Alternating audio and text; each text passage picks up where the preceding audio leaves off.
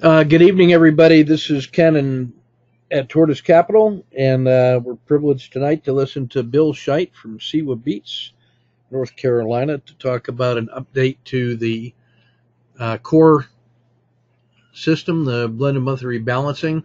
He's done some minor modifications to the rules that have added value and is continuing the work that's been done from previous years' BMR research. The basic rule sets have been problematic in the last 3 or 4 years because of what I believe is a changing nature in the market. I think that style of monthly rebalancing has become popular due to the proliferation of ETF replay and some other systems that take advantage of monthly rebalancing. And so I think a lot of the edge is out, and then combined with an increase in algorithmic trading over the last 4 or 5 years has resulted in a market that has become more volatile, shorter trends, steeper curves, and that is like kryptonite to long-term slow and steady asset allocation. However, there are some things that can be done reasonably simply with that system that can make a significant performance change. And so I think it should still be part of everybody's repertoire. I think it should be taken under advisement. It's not a Rip Van Winkle approach, but it is certainly something that minimizes the time and cost of management and can significantly reduce risk as well as add incremental improvements. And so I think that's what we're going to see in Bill's presentation here. And so this is part of the 2019 Tortoise Research Weekend and Live Trading Workshop. We will hold that in July, and this is us starting to build the repository of briefings and research presentations earlier this year than we have before, as a way to start dissemination sooner. And that, I think, will encourage some more good scholarship into our methods and inspire some other people to give this a shot. So I want to welcome my good friend Bill and turn the microphone over to you, sir, and fire when ready, Gridley. Thanks, Ken. Before we jump into the content of the presentation, the context of this is a big giant thank you to you for the value that this system is bringing to me and my family. And it's really an honor to have the opportunity to share this with the whole Tortoise community, because as you'll see, there are a lot of ideas in the way that I have executed the system that came from other folks in the Tortoise community. So thank you very much to you, Ken, and thank you to everybody in the Tortoise community. It's just really an honor and a pleasure. So as far as the content of the presentation, I gave this original research presentation to the Kansas City group in, it must have been 2015. So there's a bunch of slides in here that pertain to that first presentation that I'm not going to go into in too much detail.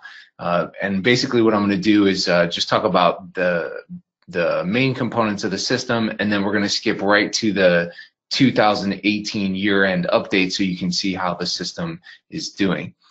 So let's first of all, consider yourself disclaimed, right? You're responsible for your own results, and if you believe you're not, you're responsible for that too.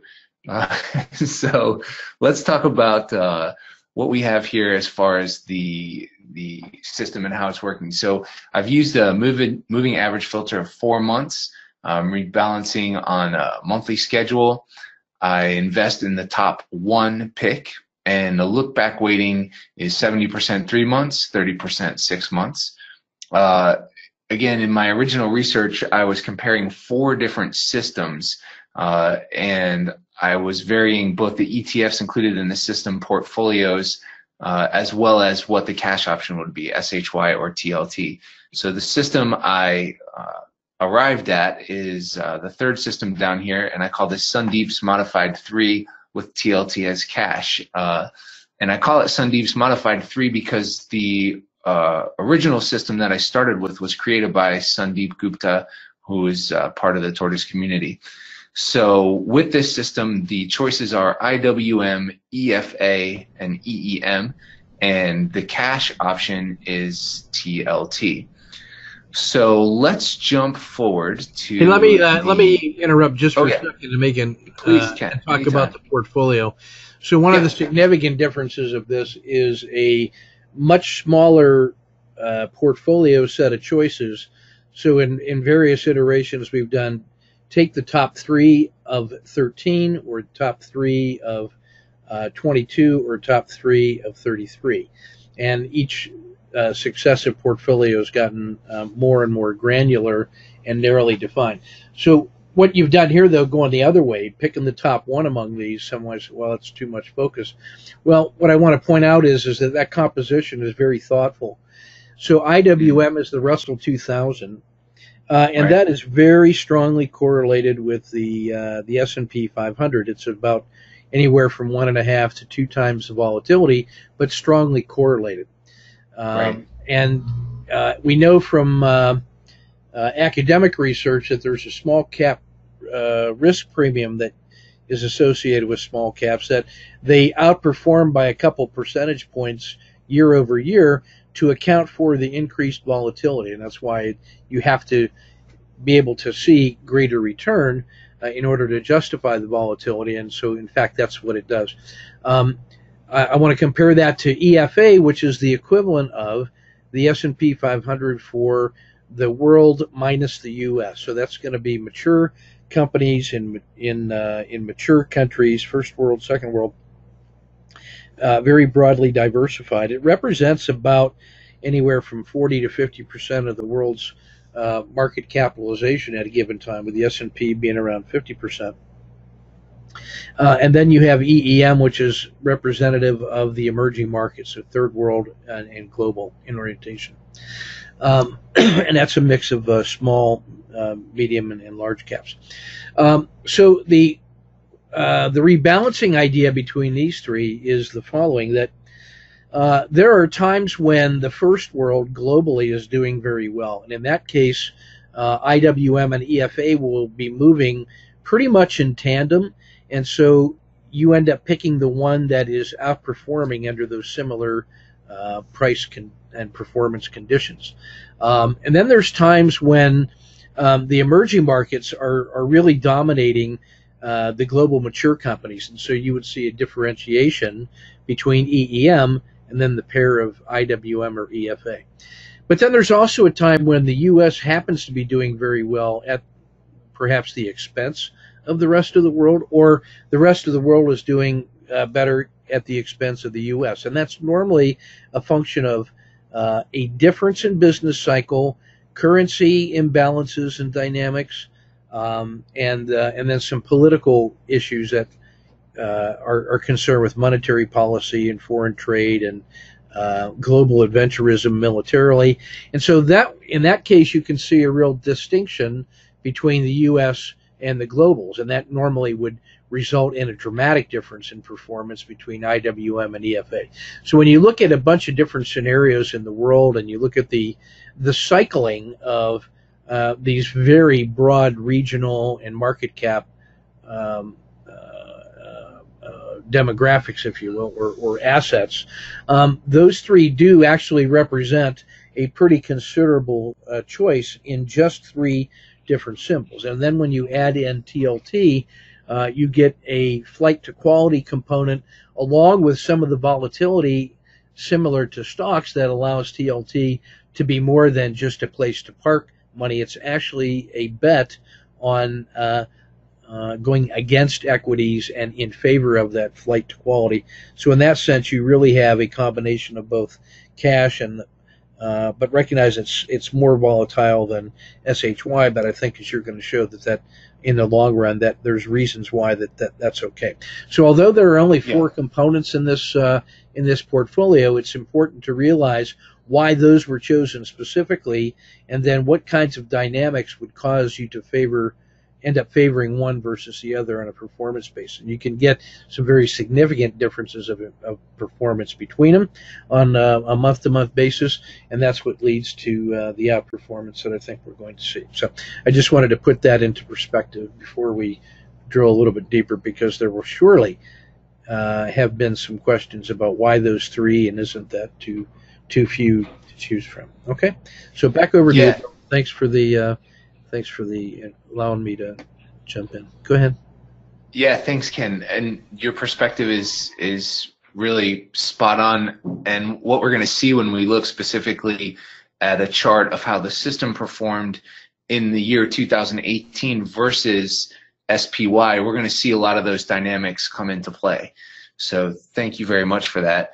And just a note too, as far as picking the top one versus the top three, I did a lot of research on what happens when you pick one versus two versus three, and everybody out there should know that, probably as you would intuitively suspect, picking the top one, of course, increases the volatility of your portfolio, but in the long term, it also increases the returns. So I would just say, you know, everyone running a BMR system should evaluate that dynamic for themselves, and also keep in mind the time frame that they're looking at. And for me, the money that I'm running through the BMR systems that I'm using is money that I don't need for a long time. So I can afford to sit through some short-term volatility to take advantage of the long-term increase.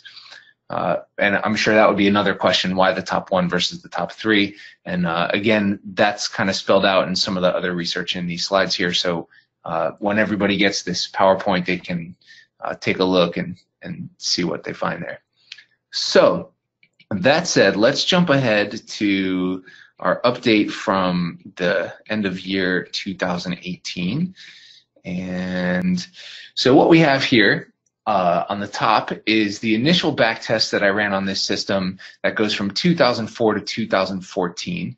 And then down here we have the theoretical results from 2004 now through 2018.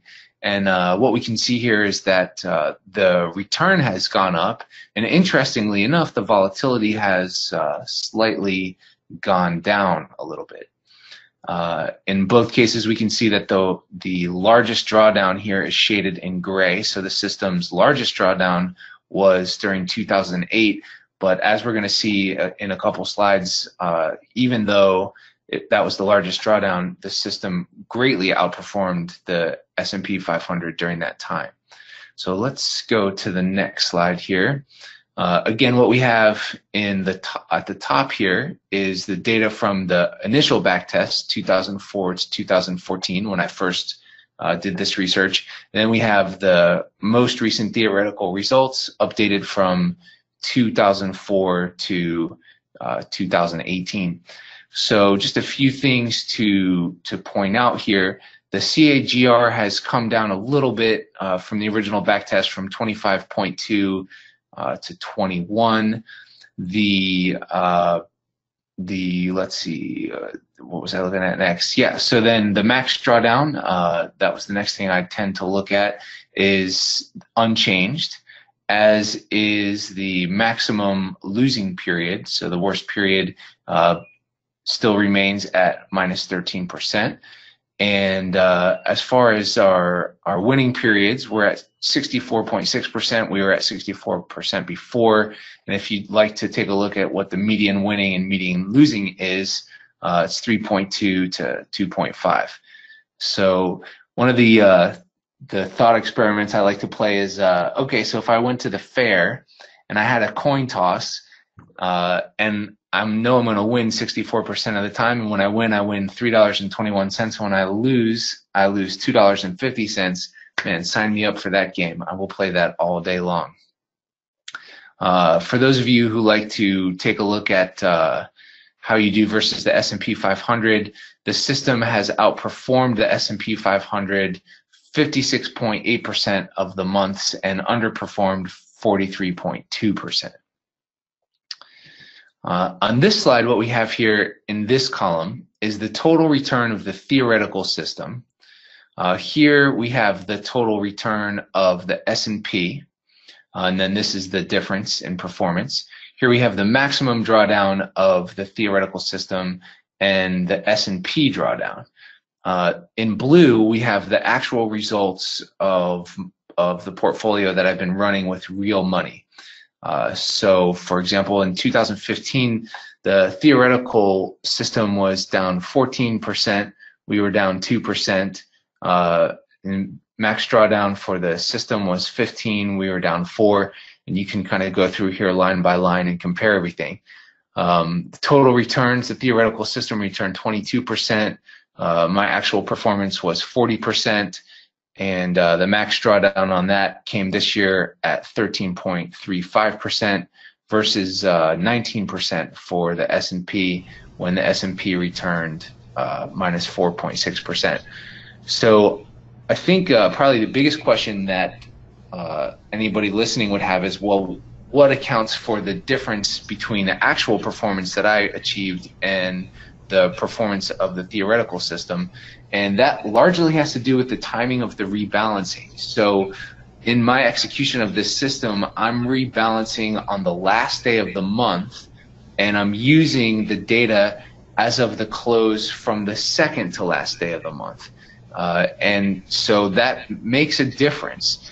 In 2015, for example, there were 2 months where IWM and TLT were reversed in the choices between the actual system and the theoretical system. In 1 month, that accounted for an 11.9% difference, and in the other month, it was a 7% difference.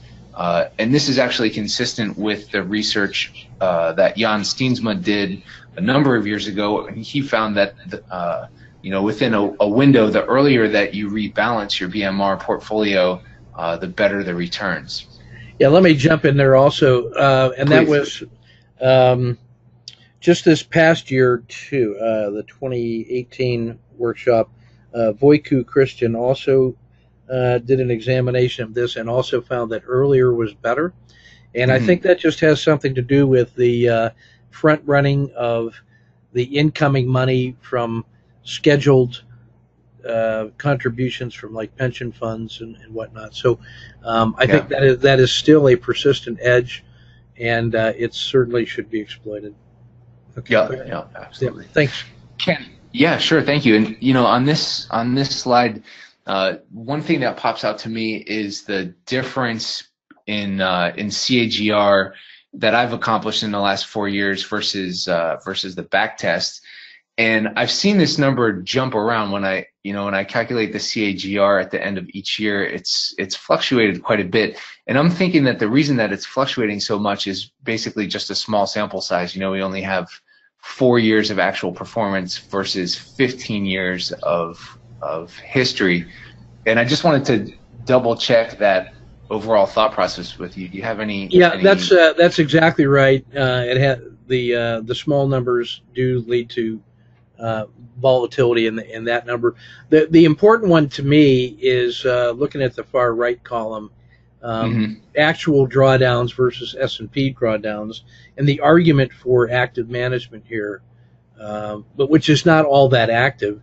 But in 3 out of the 4 months, you had less than half of the experienced drawdown of the S&P while also outperforming.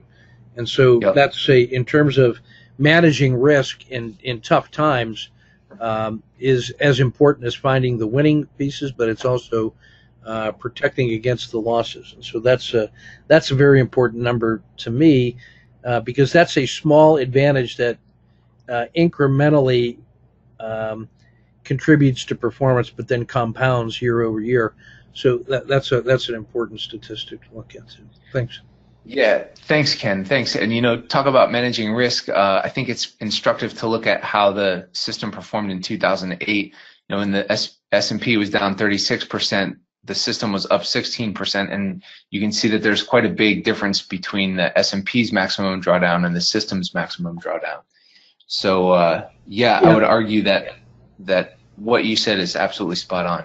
Yeah, one of the things we get from when you compare the world of possible futures versus the actual future. Well, when you go through that and you look backwards, we tend to discount the value of insurance. We haven't seen another loss quite that bad as that minus 36% in the S&P, and so we tend to forget that when that kind of an extreme condition occurs, this system really protects you on the most important, month of your life. We're trying to preserve the seed corn of your long-term capital, and so there's a certain that fact can be overlooked. The further and further that gets, that was 10 years ago. Right. So it's easy to discount that, and that's sort of the recency bias, which tends to overestimate the value of recent results compared to long-term results. There's reasons why that's evolutionarily a good idea a lot of times, but in this case, this is one where our intuition is not as important as what the math shows, and that is that the protection against catastrophe, even if you don't experience that catastrophe, the fact that there is catastrophic protection in there is a significant factor. Okay, so thanks. Yeah, absolutely. Thanks, Ken. And you couldn't have said that at a better moment, because the next slide here is a comparison of how the theoretical system performed versus the S&P, and this is for 2018, the bottom right graph. So basically, while the S&P was going up in this sweet time here from April through September, the system was in IWM. So as you said before, IWM tends to outperform the S&P, so we were going up, up, up, up. Of course, when the S&P sold off in October, the system also hit a drawdown. However, then the system switched to TLT. So while the S&P continued to fall off a cliff and have the worst, the worst fall since the Depression, right? The worst last quarter since 1929 or something like that. Yeah, it was maybe not so much on a percentage basis. There have been other quarters where it's been worse, but in terms of the numbers of assets in the asset allocation list that actually had significantly negative results, there was like 93% of the asset classes got crushed in that quarter. So there really was no safe haven. And so algorithms that seek to rotate, from one sector to another had no safe place to hide. Whereas in this case, by moving completely out of the equities over into TLT, some of that gets sidestepped, and you can actually make some gains that are important, that were important to the system. So that's. I also want to just put a plug in here for the work that we've been doing with the longer-term swing trading that can take advantage of those kinds of astrological or astronomical events when you have the worst quarter in 70 years. That actually coincided with some of the best swing trading that we've ever done, and then combined with some of the shorter-term swings, and even going into slow day trading on 30-minute and 2-hour charts. There were some opportunities in that fourth quarter that were just out of this world. And so I just want to put a plug in here for that multiple time frame analysis that we've been doing in the chat room, and which we will feature prominently in the research for 2019, plus the home study courses that we already have in place, where the work that we did early in December set us up for some exceptionally good swing trading the entire month of December and January, two of the best months that we've ever had at a time when the volatility was having the effect that you see right there in the S&P. So for those who are inclined to do a little more than the once a month, there are, I consider, low risk, reasonable time commitment approaches that can be used to supplement or even hedge this particular system. And that's what we teach in the Swing Trade Boot Camp, and what we have in the home study course for 2018. So I just want to encourage people to consider that one as a resource. Okay, thanks, Bill. Go. Yeah, thanks, Ken. So in this next slide here, what we have are the system stats for the initial backtest that was basically 2004 to 2014, and then the updated backtest results. Sorry, these are actual results, 2014 to 2018. So again, on the left, that's the initial backtest, and on the right is the actual results from the trades I've taken. So I'll give you a second to look through there. And as you're doing that, I'll just share that for me, what I find really interesting is that you can't see it in this information, but prior to October, the SQN 100 of the actual results were 3 point something, 3.5, 3.6. So pretty close to the back test. After October, we had a fairly large loss in October. The SQN dropped to 2.21, which for me was interesting, and it kind of proved a belief that I have that, you know, if you have an excellent system, when you hit challenging market conditions, it doesn't necessarily drop to a terrible system or a losing system. An excellent system will become, okay, just a good system. So here we are at a moment where we've seen all this volatility, and yes, we did have a large loss in October, but we went right back to profitability in November and December. So from an SQN 100 perspective, according to Van Tharp's subjective classifications of 3 point something versus a 2 point something, we went from excellent to good instead of excellent to out of business. Yep. Yeah, it's I think a point well made that it was robust with respect to the most challenging quarter in 80 years. Yep. Yeah, absolutely.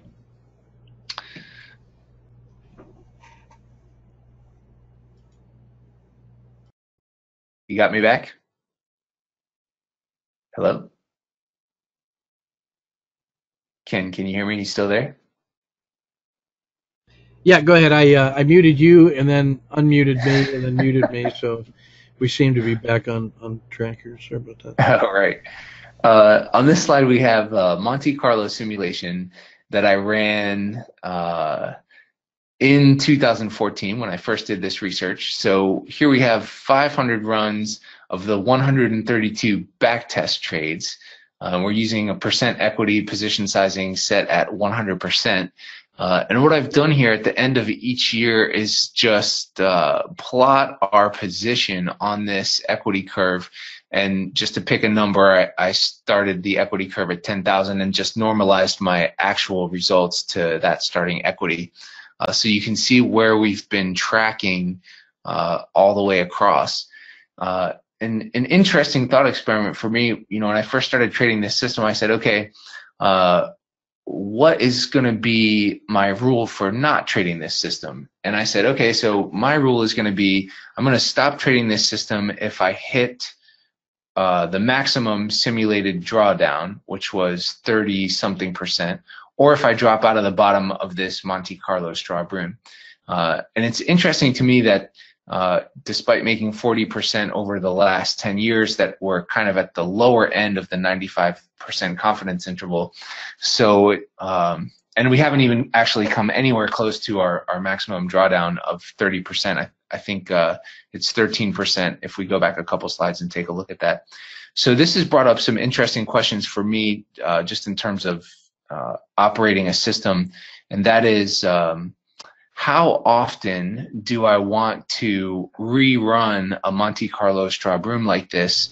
And not only how often do I want to rerun that, but how much of the actual results do I want to include in that versus past results? And actually, Ken, I wonder if you have any thoughts on those questions. Yeah, my general thought on that is that as soon as you get past about 50 trades, on a positive expectancy system, those red and green control limits start getting so wide that it takes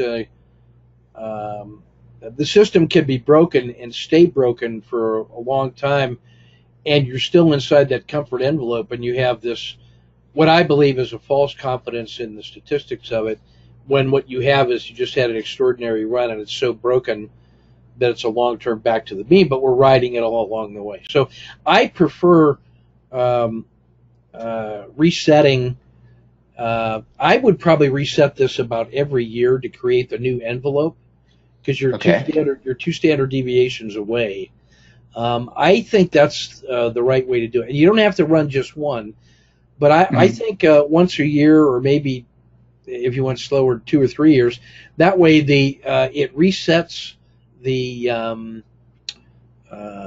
lower control limit for alerting you when that system the truth about it has just changed. And I just think, especially after there was such a nice run from 2004 to 2014, and I believe the markets have materially changed since then, that I'm reluctant to place a lot of confidence in that period of outperformance when I look at how dynamic the world is. And since we can run these things in minutes or hours, I just think that we're better off resetting the envelope probably annually to see what we can see, and then maybe 1 or 2 years, to see how much we're actually risking. At some point, you're also you can also go just directly into a percentage of portfolio from the max favorable excursion as a money management stop that could overrule any other statistical one, because what you're spending is money. You're not spending R or statistics. So so whatever your exit is should be accounting for the money management strategy that you can sleep comfortably with. So I would add that piece of work in there too, and that gets to our other teachings about the importance of really understanding what your exit strategy options are, and how that can really change the performance and the perceived and actual risk, and your own peace of mind. So I think that's actually a crucial point to make about analyzing assorted exit strategies, because as you get older and your risk tolerance changes and you get closer to the time of where you need that money, your risk profile is going to change over time, and so you should have something that allows you to fine-tune that reset, and that would be my thoughts on that. Okay.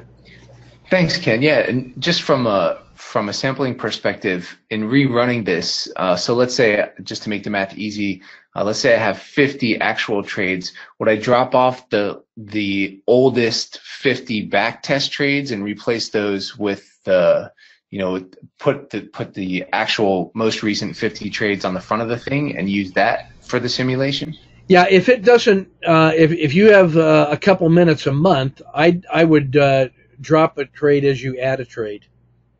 Okay. And then I would do something like, if I was running 50 trades, I would do a rolling 50, rolling 100, and a rolling 150, and see what you get from the short term, midterm, and long term in terms of trendiness.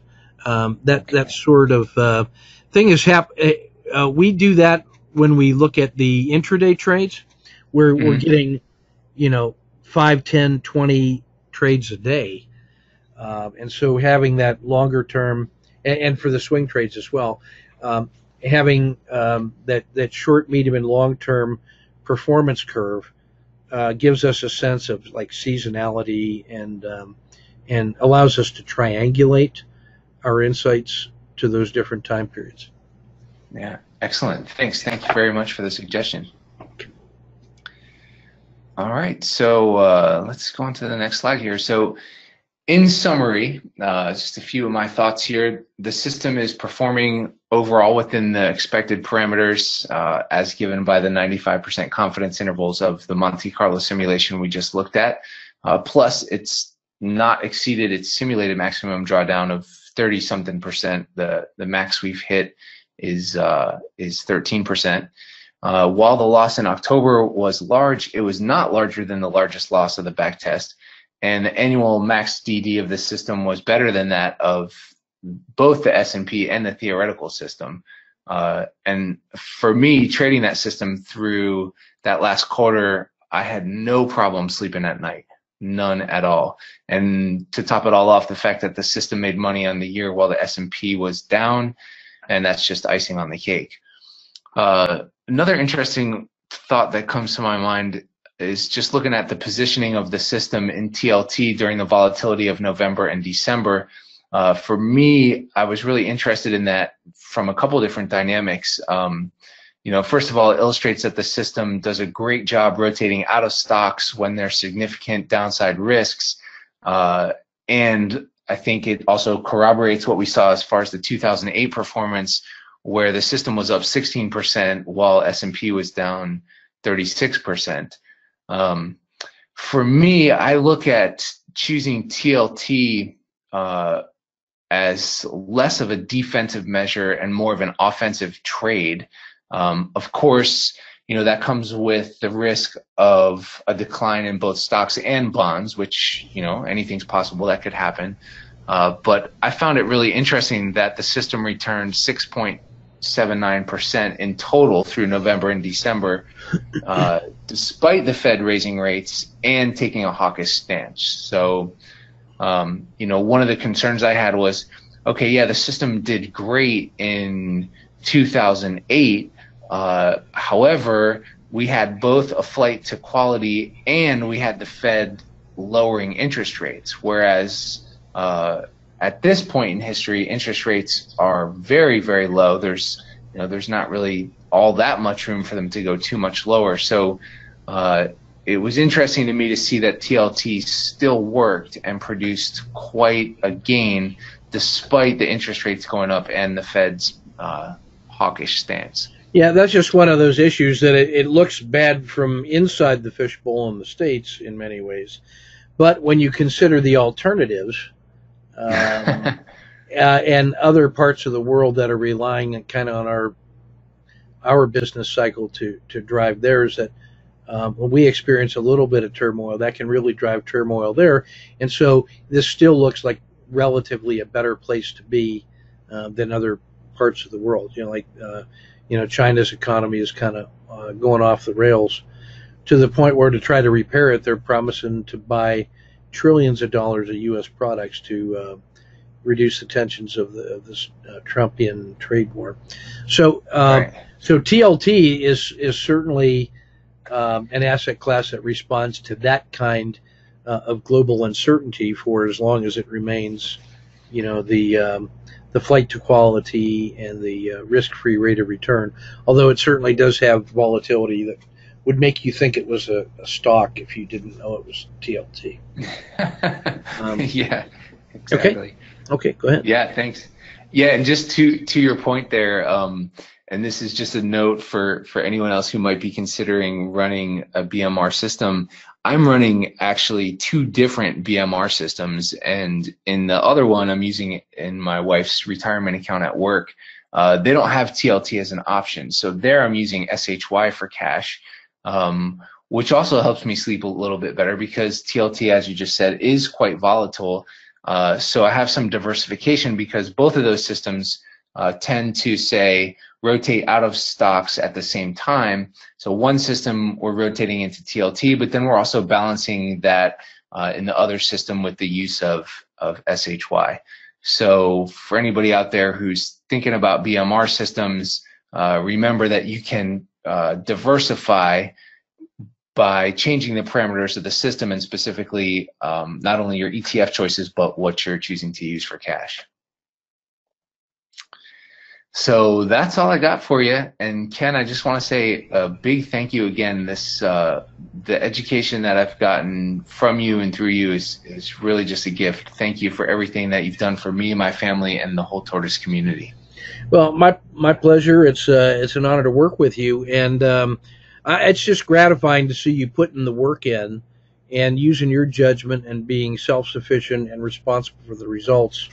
You're not relying on me to tell you what to do, but you're using your own judgment, sharpening your own tools. Iron sharpens iron, and that's one of the features of the collaborative research environment is that we get the ability to leverage a lot of different insights, different experiences, different demographics, different skill sets, and so the the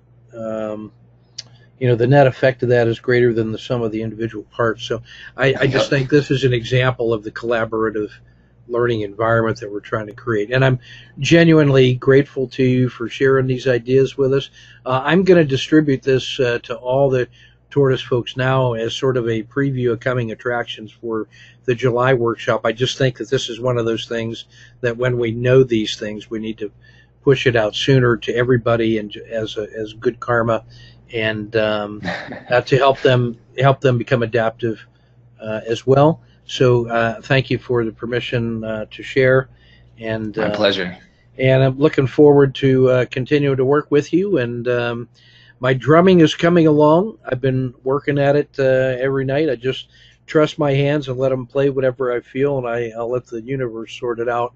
That's been a very freeing experience for me. Yeah. And has been very healthy and helpful for me as well. So thank you so much for being a bright light in my life.